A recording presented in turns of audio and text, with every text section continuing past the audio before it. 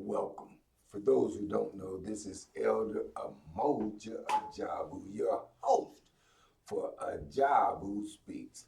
This program serves a dual purpose because it also is the political education class for the Black Panther movement. And in the Black Panther movement, I hold the title as being the director of Pan-African Affairs. And as the director of Pan-African Affairs and as your professor of political education, I let you know that the professor is a Pan-African.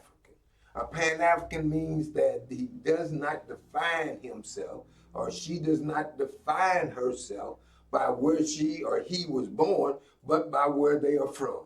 If you was born in the United States of America, that does not mean that you define yourself because that was where you were born. You define yourself from where you are from, which is that African continent. And in defining yourself as from that African continent as a Pan-African, you believe that the resources on that African continent, in that African continent, these should be used for the benefit of African people, people that look like you and me, unbought, unbossed, and unafraid of the truth, the whole truth, and nothing but the butt naked truth.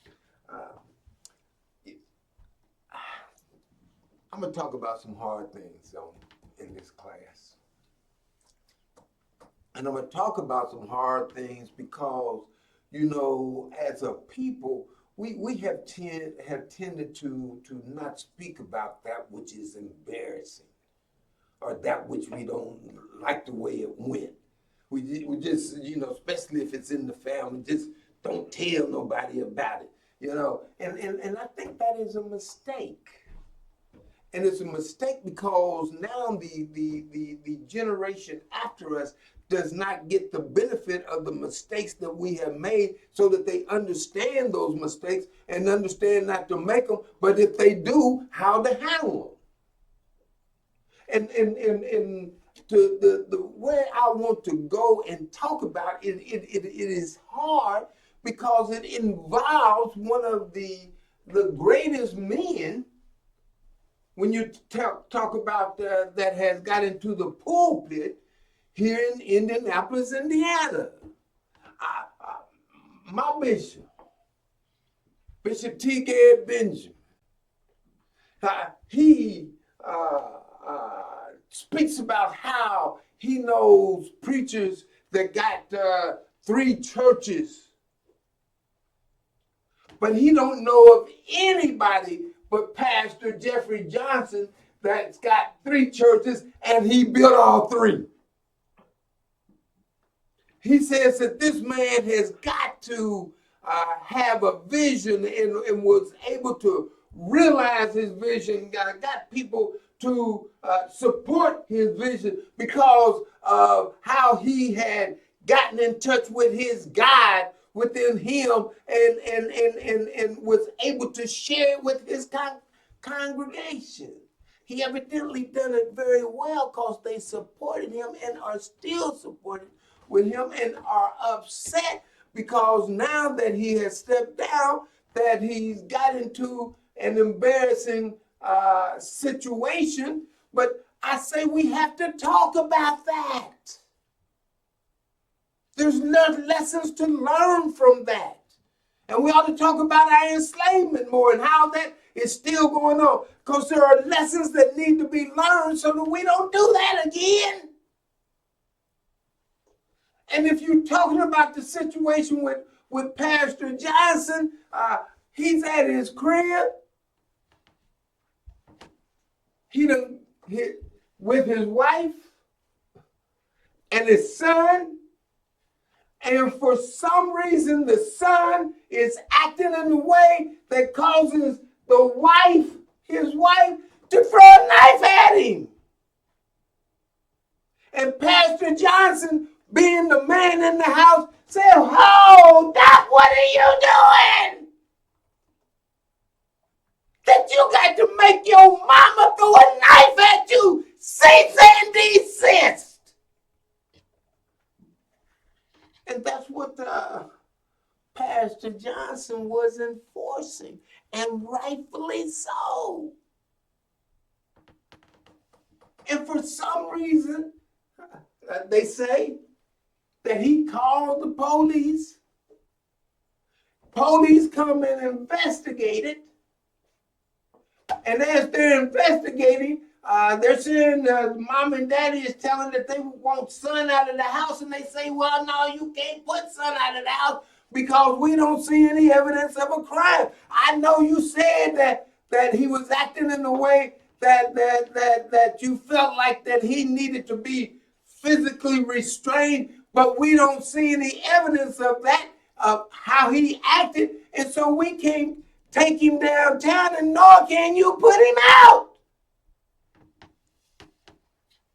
And I can see Pastor Johnson saying, all right, boy, yeah, he said he don't have nowhere to go. I'll give him $300 for him to have somewhere to go, but he got to get up out of here.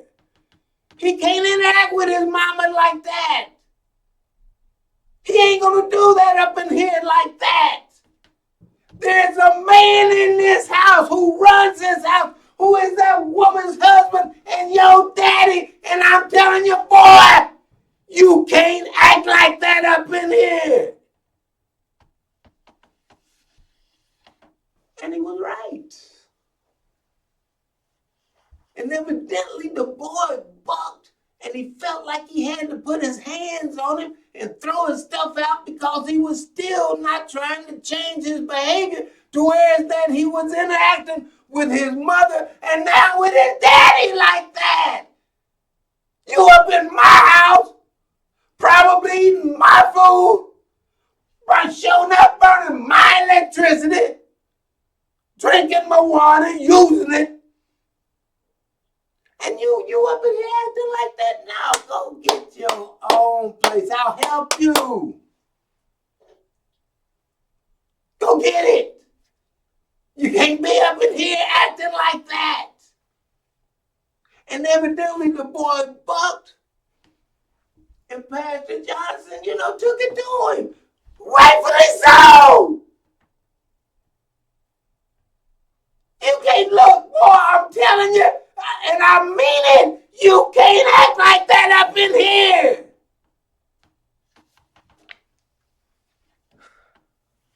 And so the police that was called said that when Pastor Johnson was enforcing the rules of his house, they saw it and said, oh, no, you can't treat him like that. So we're going to take you to jail. There's some things to learn from that. We got to talk about that.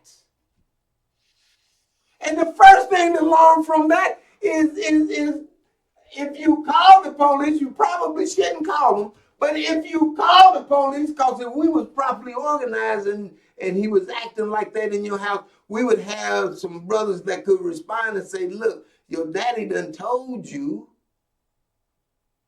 and we are with your daddy because we understand that you done acted in the way that you done caused your mama to throw a knife at you. You done bumped your head. And if your daddy tells you to get out of here, you got to go. We stand with your daddy. So he wouldn't have had to call the police because they ain't with us. They ain't with us. Shoot, what's the brother? Shoot, they called the brother. His name is evading me. The musician running around in the house unclothed.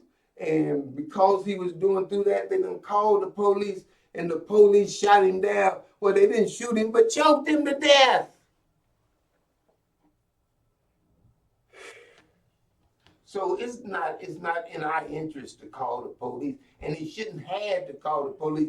But because we're not organized in the way that I just stated, he had to call the police or felt it necessary to call the police, and did. And when the police responded and saw how he was enforcing the rules of his house, They said you can't do it like that and took him to jail. Now, any of you that know anything about a house in our neighborhood, the child can't come into the parents' house and act in a way that the parents have to be throwing knives at them and telling them that you can't be interacting like that with your mama. And look, you got to look, all of that is valid.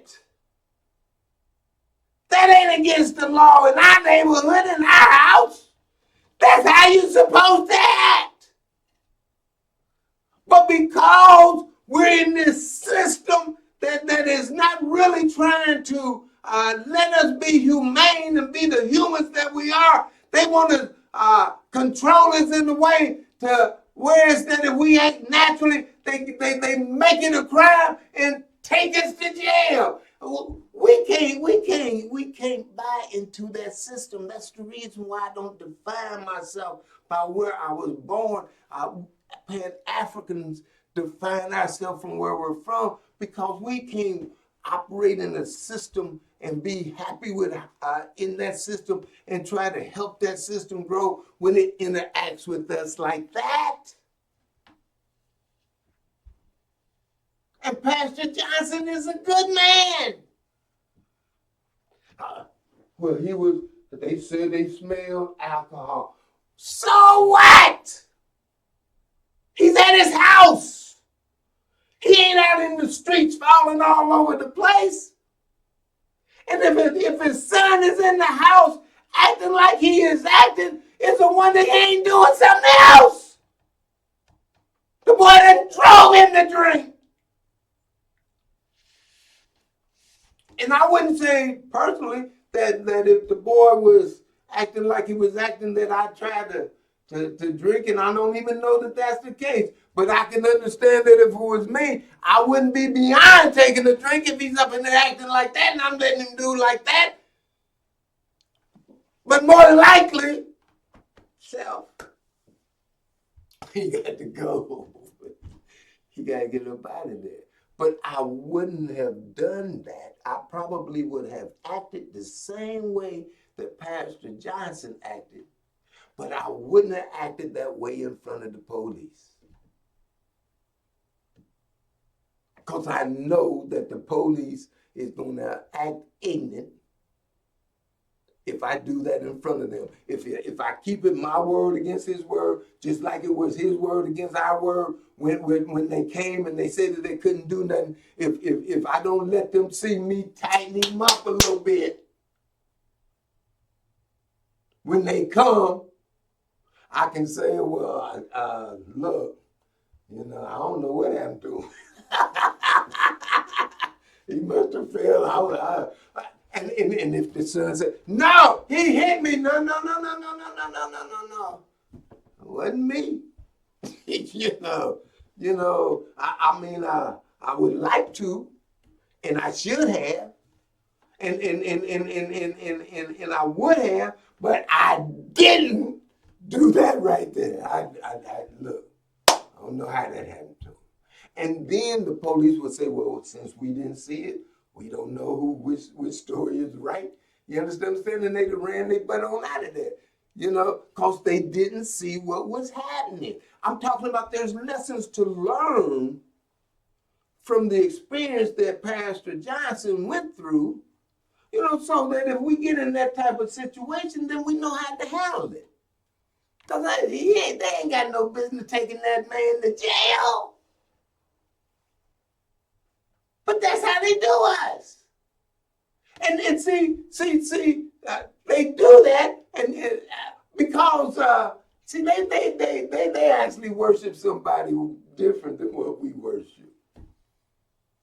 They worship somebody that looked like him, but that does not fit the description of the deity that came to earth and manifested himself into a human. It does not, the God that they serve, yeah, that's him. He does not look like the description of the man who the deity that manifested himself into human form, he looks something other than that. And see, those people that are operating the system, the popo, yeah, that's the God that they serve, and they say that's their Christianity. But that Christianity, that deity right there, that image right there, well, it is false. According to the word, it's false. So that means that they are creating a religion, trying to make us think it is the religion, and it ain't. And they're using that language to treat us in a way that we shouldn't be treated. And unfortunately, too many of us got that same image and are worshiping that same deity that allows people to give me this here. It allows people to treat us in a way that they shouldn't be treating us. And so we got to look at the God that is the description that's in the Bibles, in the book of Revelations. I think the first chapter, 12, 13, 14 verses, I think that's what it is. Check me on it, I might be wrong, but I'm close. I'm close. And the description, let me right here, the description in the Bible of the deity that came down here and manifested himself into a human looks more like this fella, according to the description that's in the Bible. And see, if those people that are trying to harm my brother, which was the Popo, worshiping this white Jesus,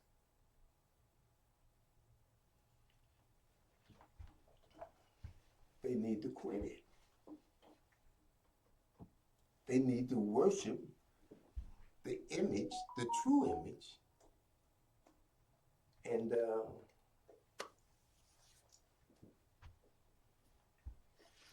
quit fooling themselves, quit lying to themselves. Let's be the people that God gave us to be. The God that is described in the Bible looks like us, is us. And we got to start acting like us.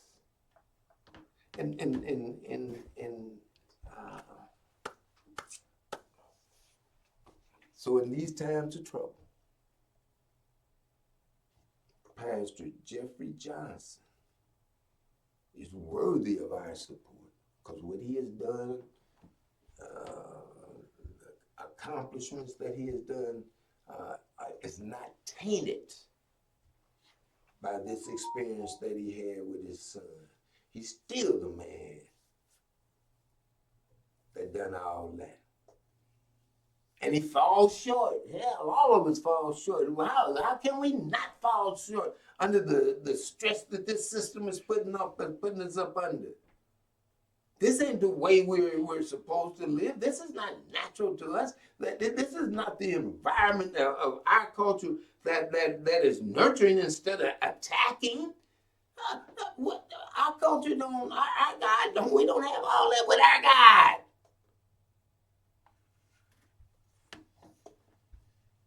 So stand up for the man. He's worthy. Stand with the man.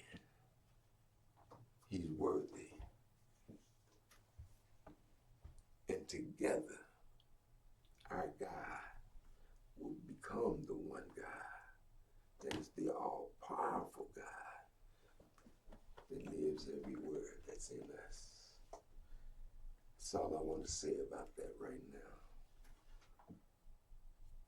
I want to transition into talking about how Duck, you know who Duck is. eyes, look like a duck, quack like a duck, got yellow hair like a duck. Oh, Donald D. Duck.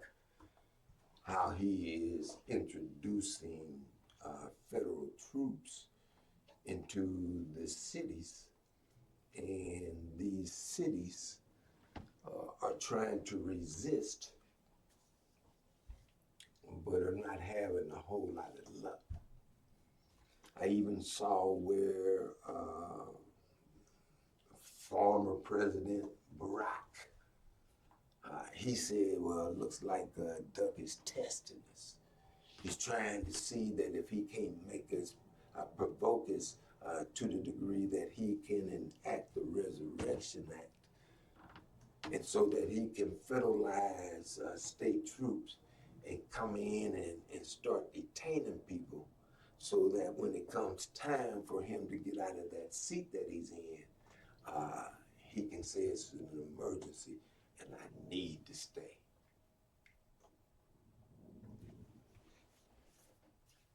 They fighting him in the wrong way. And see, what he's trying to do is he's trying to provoke people to where is that he can go to Congress, not Congress, but to the courts and say, now you done told me that I couldn't federalize them, that I can't deploy them. You say it's all right for them to be there, but I can't deploy them because there's no evidence that would justify Duck implementing the Resurrection Act.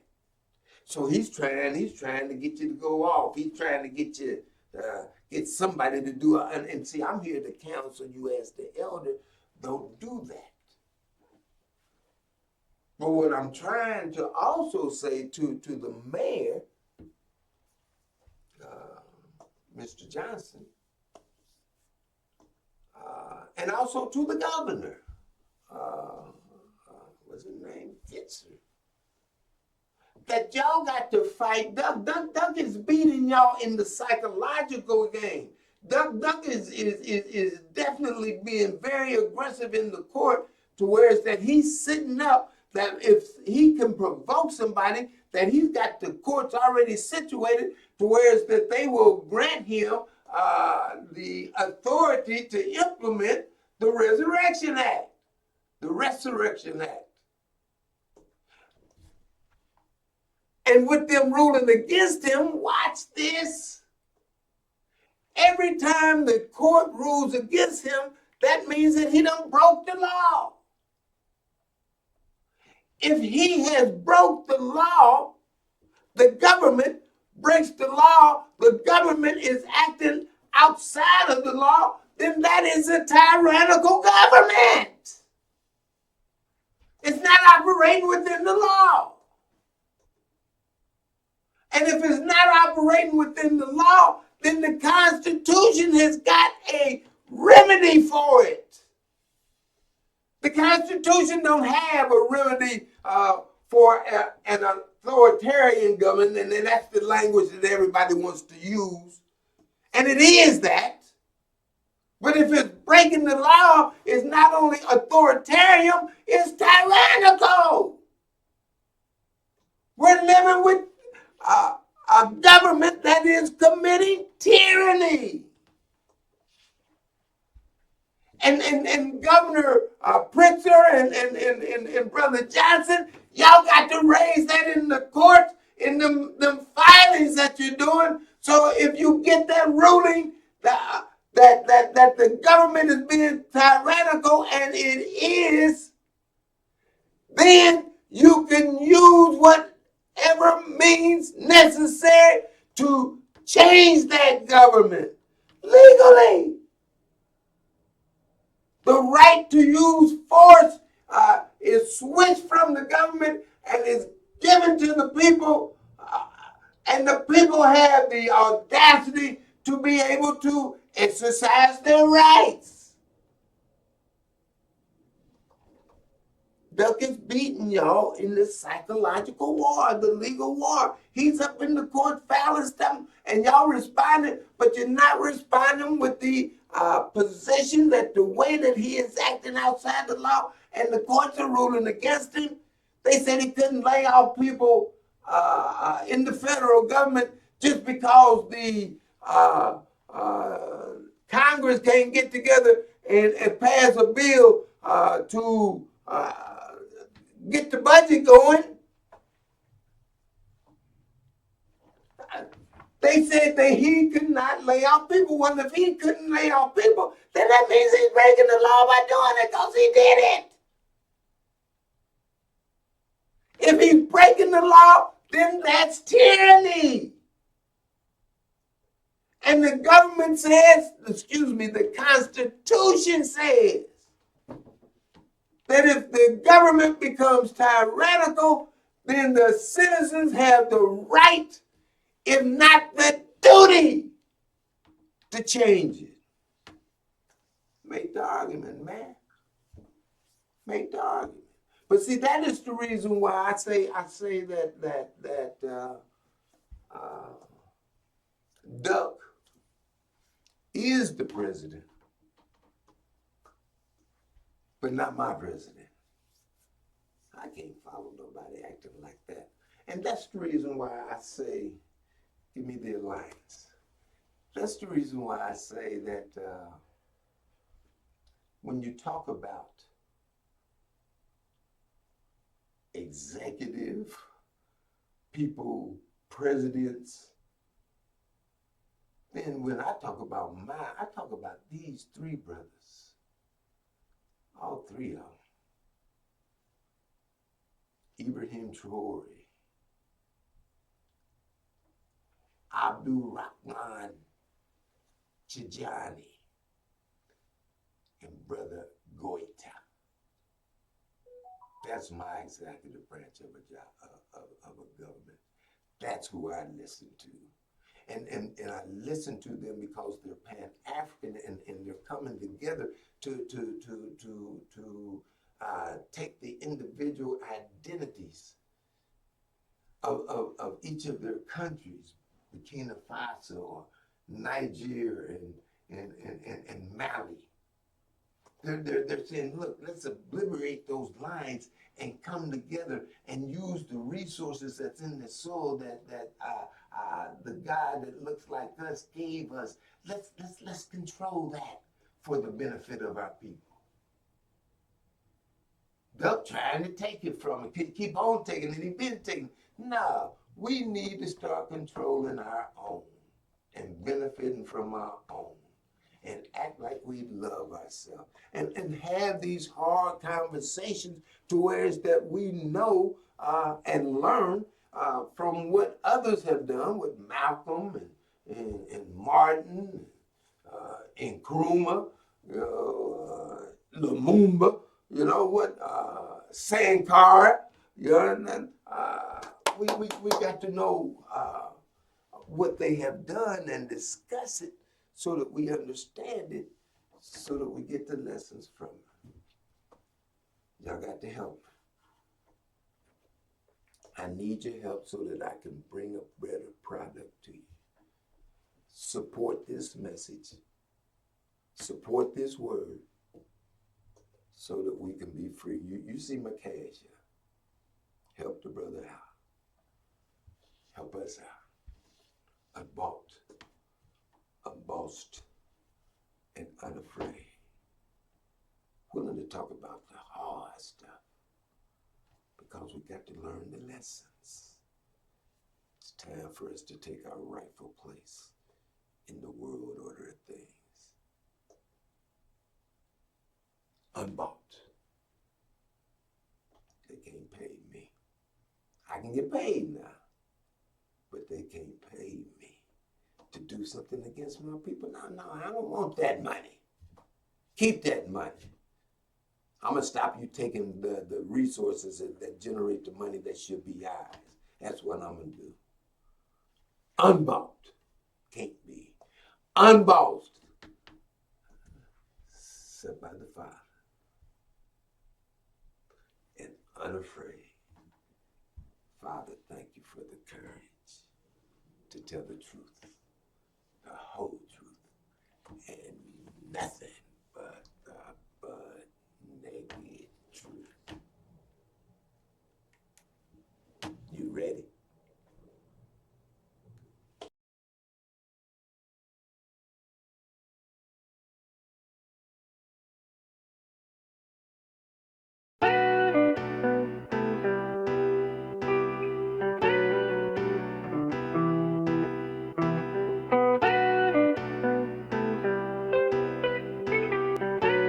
The Eye of the Panther newspaper is the voice of the worldwide Black Panther movement.